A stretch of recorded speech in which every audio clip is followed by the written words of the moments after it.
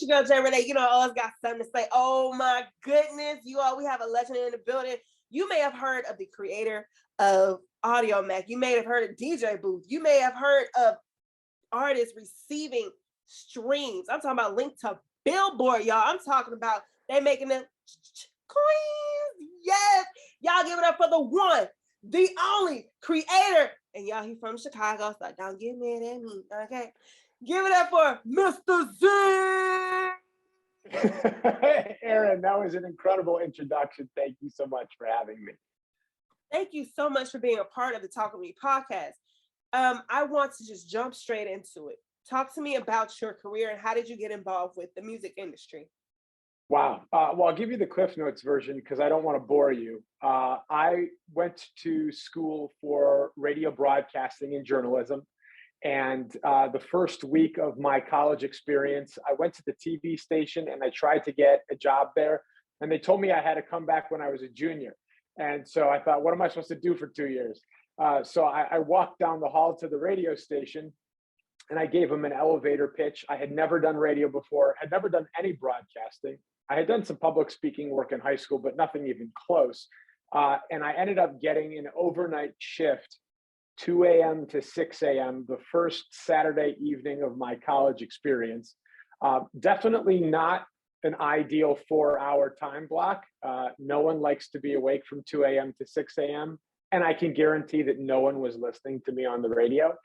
But I loved it. And I ended up working at that radio station as a music director and then later as a program director and on-air DJ. I thought I was going to get into radio and do broadcasting professionally, but God had other plans for me. Before I graduated, I met my would-be business partner, Dave Macli, on the internet. And together we built DJBooth, which is a digital music magazine that you mentioned in that glorious open. And then over time, DJBooth led to the creation and formation of AudioMac, which is the bread and butter of my day-to-day now. And here we are. You asked me to come on your podcast. That's the Cliff Notes version. I mean, you know, I could talk about this for hours and hours and hours. I love discussing this because the industry is so broad, but at the same time, it's so narrow. And when I tell that to people, they are like, what? Like they're so confused. And then I also tell them, unless you're in it and you know, then you don't know. Because it's like I said, it's fairly broad and narrow at the same time. But AudioMac has provided such a great gateway for independent artists. And I have read some of the articles where you all are like, these brands that they're attached to, they're not really providing them the necessary functions that they should and the advertisements that they should. So that's why, you know, AudioMac was created to give them that leeway. Can you talk a little bit about that? Sure. So, you know, the genesis of AudioMac, it was during the height of the blog era. If you recall, artists were haphazardly releasing music in mixtape form using file sharing services like Mega Upload, Zippy Share, Lime Links. And the issue was these services were never created with the intention of allowing recording artists to disseminate their work online.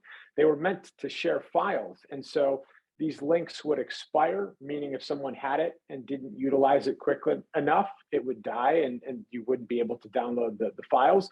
And then also there were pop-up ads and malware, and you'd break your family computer. It was just a terrible experience. And so AudioMac was essentially birthed to create a solution to a problem that we identified, which was how can we help artists to release and get their music out wide, but not charge them. We wanted to be a part of the artist's journey. And the fastest way to ensure that you can't do that is to put up a roadblock and say, give me money. And so unlike other services that were asking for a handout for either a monthly or annual subscription to get access to unlimited storage or analytics, everything that we've built up to this point has been to aid the creator in their journey, and we don't charge the creator anything for anything we offer. part of aiding them, though, is not just providing them with a product that works for their needs, but educating them, which is what you referenced before. There's so much misinformation online. There's so much misinformation on social media. The few months that I spent on Clubhouse, all I heard was misinformation. And so being able to be a trusted resource for the artist community so that they understand better who to align themselves with, who to get into bed with, who to trust, that is a core part of our mission as a company. How do you get those artists to actually trust you when they've been hurt so many times? And y'all, when I tell you this industry is literally like a relationship, that one bad relationship could ruin a lot of things. So tell me, how do you get the artists to trust you in order to basically release their music and still maintain their own platform, but on yours? Sure. That is a very challenging thing, is how do you get people to trust you in an industry where it's very hard to trust? I think the first step is to create a great product. And so we've created a platform that aids artists, regardless of what stage of their career they're at, in being able to do this independently. And so AudioMac is one of very few platforms that I'm aware of in which you can release your music without going through a distributor. And so right there, you're cutting out money that an artist might not have to spend on distribution. Being able to offer a creator dashboard with robust analytics that in other places you'd have to pay to gain access to, that also is an olive branch and helps with trust. And then also providing educational content and resources that are free of charge. That over time you would hope allows for trust to exist. And then personally, Brian Zisook, the individual separate from the company, I dedicate so much time to educating artists on Twitter and providing them with resources and tools in the hopes that if they find me and that's their gateway to AudioMac, that the trust that they have in me is extended through to our brands. Now, Mr. Z, I know you are from Chicago. Is that where you saw a lot of independent artists and they had that type of struggle getting that type of distribution needed, and you saw a need and you feel that need? Or was it, you went away from your city that you actually had that idea? I mean, the beauty of working on the internet is that while you can be physically present in one place, you can connect with everyone everywhere. I always joked, the only thing that I need to do my job well is electricity, Wi-Fi, and running water, and the rest is cake. AudioMac is located in New York. We also have team members who are in Atlanta and LA and Miami and New Jersey and Austin and the UK and Barcelona, and we have an entire satellite office in Lagos, Nigeria. And so having boots on the ground in all of these locations and being able to get the feedback from our team members in all of these spaces about what the needs are locally, but just across the board in general, I think helped a great deal. At the beginning of my career, when I was out and about in Chicago, going to shows and festivals and listening events, I just asked a lot of questions, like, what are you looking for? What do you need? What are you missing? And we took that valuable feedback and we put it into the product that you see today. One other thing I should mention is we're not a traditional startup in the sense that we launched as a company of creatives ourselves. There are employees at AudioMac who are DJs and producers and photographers. That's what they're most passionate about. So this was a company built by creators and creatives for creators and creatives, which is a stark contrast from others in the same space who don't come from a creative or music background whatsoever. And I'm so glad you said that, because I actually read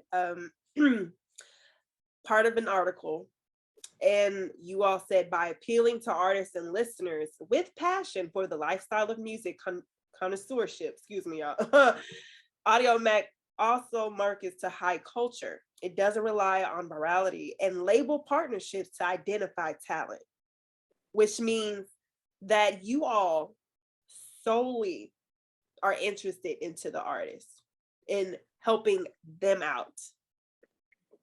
100%. I think, and I love that quote, and I love that you pulled it.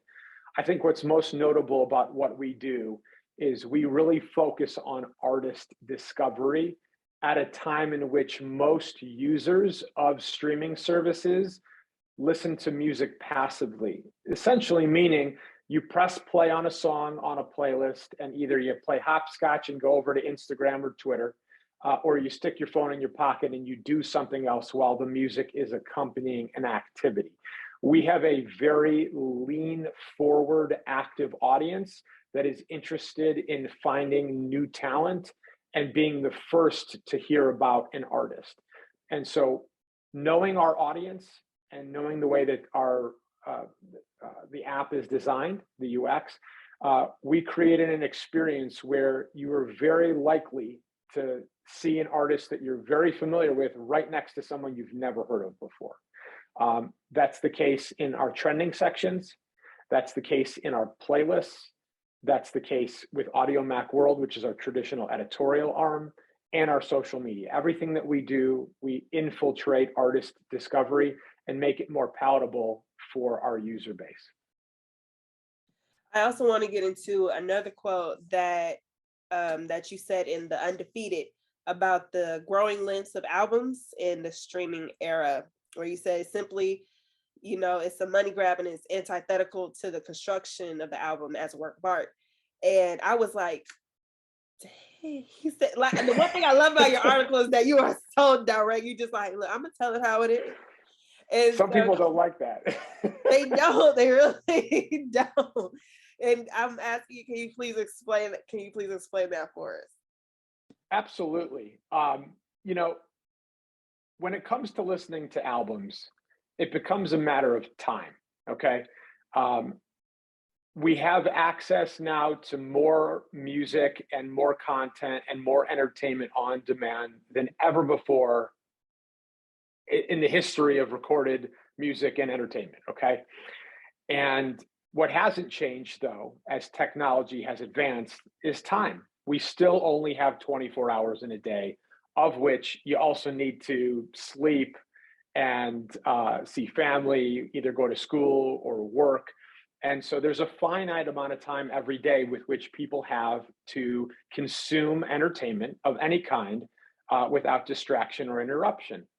And people, because they have so many options now, have become extremely picky. And so when you're releasing an album that is 20, 25, 32, I've seen some deluxe versions that are getting up into the high 30s, 40s. I think Chris Brown released something with like 60 or some 70 songs. What you're doing is you're saying, we don't care about your time. And at that point, it's clear this is so far removed from artistic expression and fully rooted in commerce.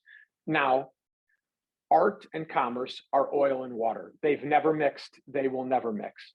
But if you really truly care about your art, you say, how can I make sure that my audience can make the time to listen to this, not feel burdened to do so, and critically, feel like they can press play again and listen over and over and over. And if you give them this fat, stuffed album that's 30 plus tracks, they're going to look at the track list and they're going to immediately become overwhelmed. And the likelihood that they make it through the entire thing once is reduced, let alone listen over and over. And so I'm all about short, sweet products. I think 38 to 42 minutes is the sweet spot, regardless of how many tracks are on the album. And for artists who have enough say-so, and some artists don't, they're in label deals where their creative control is a bit more restrictive because they're developmental. Reinforce that. put your foot down. If you believe in a 12-track product that's only clocking in at 33 minutes, then that should be your aim, not adding 10 other records that otherwise would never have made the album just to bloat it and increase your stream numbers. And I also want to get into, you are the creator of DJBooth, correct? I co-founded DJBooth and AudioMac. Okay, talk to me about DJBooth and the partnership with that as well, which led to other partnerships with, I believe, Vidia, and getting people's songs actually on Billboard and so much more. Just talk to me about that. I could go on for days, but I know, so you know, I'm not a crazy fan. No, you did your research. I'm impressed. DJBooth that's my baby, right? I mean, I did DJBooth solo for well over a decade. That's my heart. I spent 60 to 80 hours a week working on DJBooth for years. I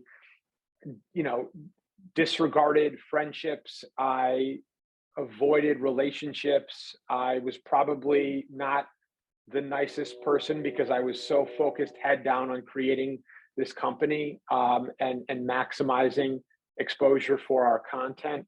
DJBooth subsequently over time, just as many other publications have, has sort of taken a backseat to AudioMac as far as like the time that I spend. But what we did a few years ago, which really allowed DJBooth to continue on and be its own thing while also aiding in its future success, we partnered with AudioMac. We moved DJBooth's entire editorial team to AudioMac. They now oversee and strategize and create all the content for AudioMac World, which we have a syndication deal in place for DJBooth so that the content is available for a much larger swath of users. That was important. We didn't want to close the door on DJBooth. We wanted to continue to produce top quality, original written editorial content, and that partnership allowed us to do so. And then, of course, we've also done a ton of branded partnerships with companies like Amuse and TuneCore and Sparta, a lot of digital distribution companies who are looking to educate musicians and artists and creators on their product and their services.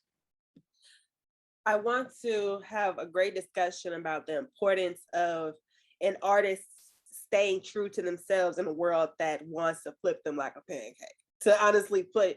And I frequently on my interviews, I ask this question because, everyone's answer is different. Thank God every single one of I've asked the question, it's been the same, but I cannot stress this enough, the imperative relativity of them being themselves, and you have to know how to separate, yourself, when to be about business and then when to be an artist. It's tough.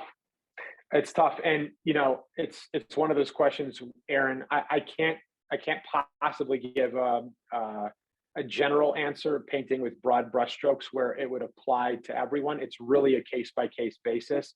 I think the key to staying true to yourself as an artist is to know what type of artist you are or want to become.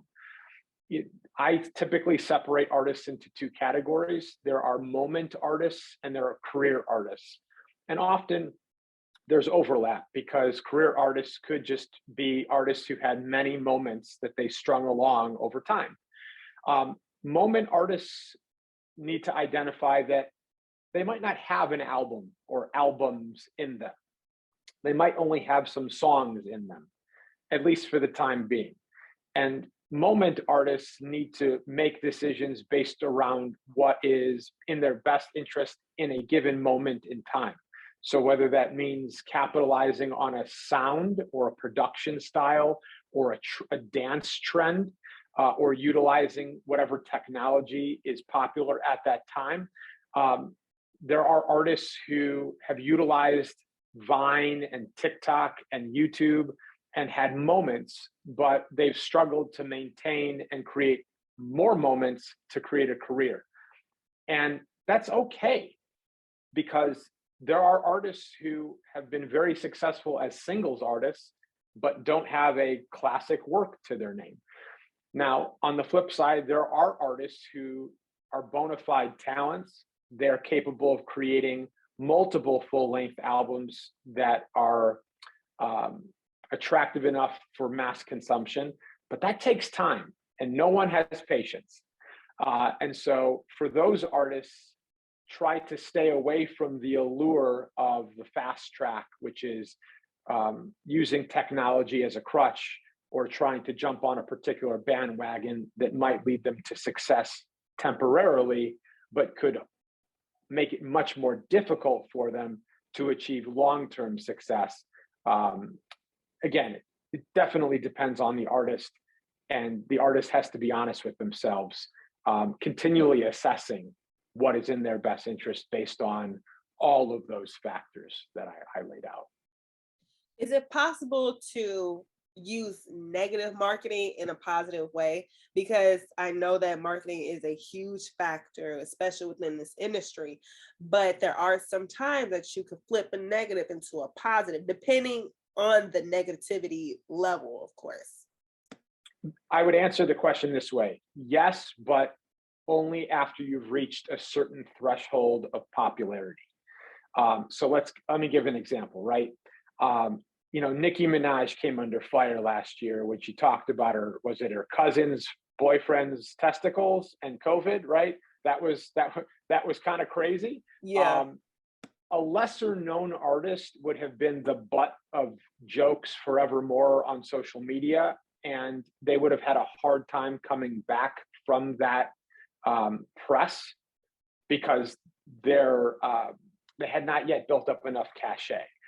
Nicki is a veteran. She has a core fan base that is as strong as any fan base in music. And she's past the point of no return as far as her career. She's released a handful of gold and or platinum, multi-platinum works. So she has more leeway. So for her, had she capitalized and then released a song or two, I don't think she did, it wouldn't have hurt her at all. But for other artists who have not yet gotten to that point in their career, or anywhere close to that point, I don't think it's beneficial, no. And I want to get into the fact that you all don't just cater to artists, you all cater to producers and especially songwriters, which is why you all partnered up with, I think it's Sunday Songs, which cater to exceptional songwriters and providing that type of creative and many more services for them. So Sunday Songs is an independent bespoke publisher that I have consulted for a little under a year. That's completely separate from all the work that I do with DJBooth and AudioMac. Joshua Fisher, who is one of the co-founders of Sunday Songs, is a colleague of mine. He and I have worked together in music for probably 20 years. When he was getting the company off the ground in 2021, he reached out to me.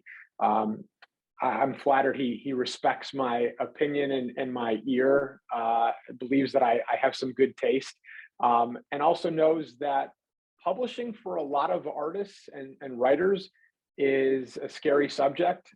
There's not a ton of knowledge when it comes to publishing rights and what makes up publishing and why publishing is important, and how there are multiple variations of a publishing agreement and not all publishing contracts are created equal. And part of getting an artist to sign any deal is educating them on what the deal looks like and why it might or might not make sense for them. And so I'm sort of uniquely positioned in that I know a lot about this stuff. And I also have access to thousands of artists who I communicate with daily. And so it's been a pleasure working with Josh and Debbie Rose, who's another co-founder of Sunday Songs, and bringing artists and writers into the fold over there. It's been a nice challenge for me too, to do something like this on the side, where I get to scratch an itch that previously went unscratched. And as I say that, I'm scratching my shoulder. It's weird how our brain.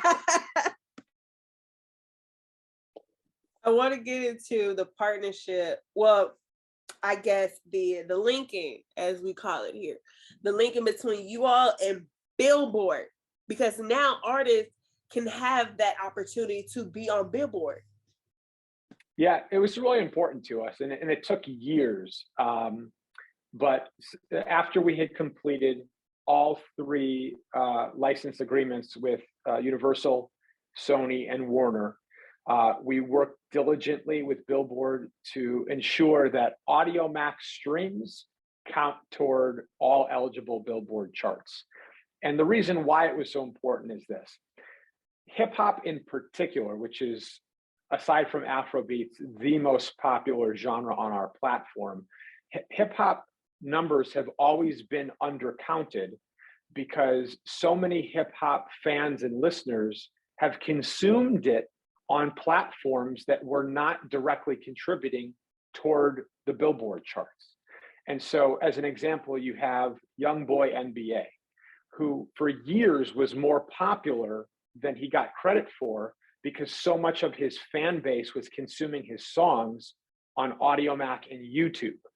And so now that our streams have been counted toward Billboard, consumption of artists like Youngboy NBA or Rod Wave, or a lot of the Afrobeats artists who are taking off around the globe, like Burna Boy, Wizkid, Davido, they're more accurate and reflective of actual consumption and trends than they were before.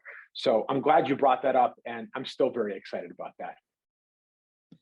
What was that feeling to have that very first artist on AudioMac and to watch it grow? Were you like, oh my God? Well, probably not like that, but were you as astounded as that, or even greater? What was that emotional feeling like? I think any time you see an artist develop in front of your eyes in real time and do so as a result of the platform that we've provided, you can't help but feel incredible. I don't believe that AudioMac is necessarily on the cover of the book of any artist's story, but I would like to believe that we're at the very least a chapter in the book of many artists' story, or certainly on multiple pages within a chapter, even if that role is inconsequential to them at a later point in their career. Helping them get to that point means a ton. And ultimately, I can come on your podcast, Aaron, or go on my Twitter and talk about how great we are and everything that we're doing that I'm so proud of. But it's going to be way more effective if the artists who use our platform and have seen success on our platform trumpet how much they love our platform themselves. Because other creatives, you know, if you hear it from a fellow creative, that just means way more than the platform or someone representing the platform doing all the talking. And before we close out, because I know you're super busy, I want you to answer, how does an artist get their music on your platform of AudioMac, and what advice do you have for them?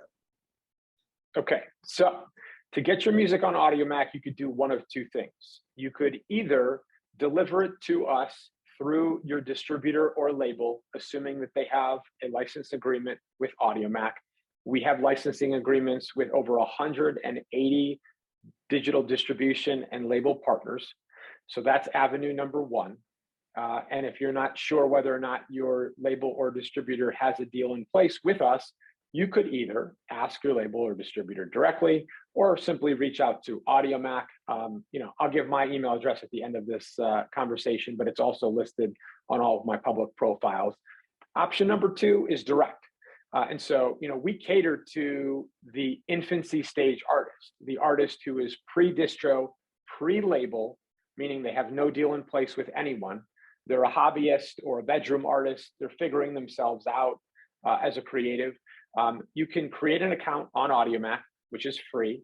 You can upload your work directly to AudioMac and either set it live or schedule it to go live at a later date. Again, all free. There are no limitations on the number of songs that you can upload. It's limitless. There's no cap on the amount of time that those songs can make up, unlike other services that do have a cap. Once you've uploaded at least 2 songs or a song and an album, 2 albums, and you have a profile that has all of your social media links accounted for, you can apply for authentication. Basically, that means you are who you say that you are. And once you clear that hurdle, you can apply for AMP, which is the AudioMac Monetization Program. And that allows you to monetize your music directly on AudioMac yourself, again, without having to go through a third party to do so. I am unfamiliar with another platform like us that allows artists to do that. If you wanted to get your music on Spotify, Apple Music, Tidal, you have one avenue, and that is to go through a distributor or a label. There's no other way. I believe your second question, Aaron, was advice for artists. I think the best thing an artist can do at the infancy stage of their career is find other artists whose music they enjoy and then work together to champion one another. Music often becomes crabs in a bucket. It's how do I get up out the fastest myself?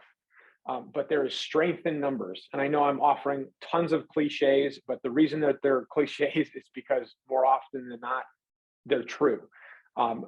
If you can amplify other artists' music releases when they drop, the hope is that they reciprocate and they amplify yours when you drop. That means retweeting them, sharing their works on Instagram, adding links to bio, anything that could help someone else succeed, knowing that they'll do the same for you. That's how you're going to open yourself up to a larger audience, and that's going to be your quickest above board method of expanding your audience, because certainly there's plenty of below board options, and those include paying for streams, paying for playlist ads, paying for fake social engagement, and all of those are very poor decisions and a waste of money. And this is my very last question because we only have like less than 5 minutes left. That's fine. Will you be opening up in Houston? Like, it's because I know you have AudioMac LA, you have New York. Shout out to my New York followers. You also just said Lagos, Nigeria. And I'm just wondering if you do have something in Houston, send my resume. Well, first of all, I love your energy. You especially at this time of day, I'm on my 6th cup of coffee. I don't know how much caffeine you have in your system, but your energy is on 15. So I appreciate that. As far as opening up additional offices, probably not in the roadmap, but the beauty of AudioMac and the beauty of just operating in 2022 is you don't really need to be located anywhere in particular to be able to do the job, right? And so, I mean, you have all of my contact information now. Don't hesitate to reach out anytime. Certainly, if you see a job posting, hit me before you apply for it, and I'll put in a good word.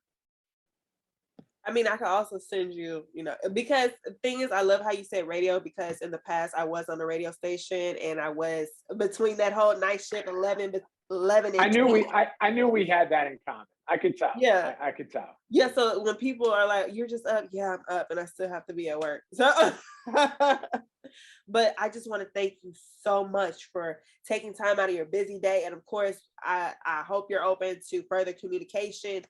And I am just like, I'm blessed to just have this opportunity to sit with you, because I know so many artists that ask me to ask these questions because I'm here to help them. And there's so many independent artists whom I believe literally should be at the top, but it's just no shade, but management has other plans.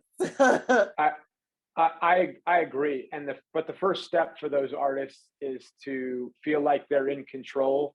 And you can't feel in control if you don't know what the hell's going on around you. And so education will create a creator base that feels more confident to navigate this insane industry. And if you feel more confident while navigating it, it's going to reflect in the quality of the music and the way that you speak to people, and nothing but good things.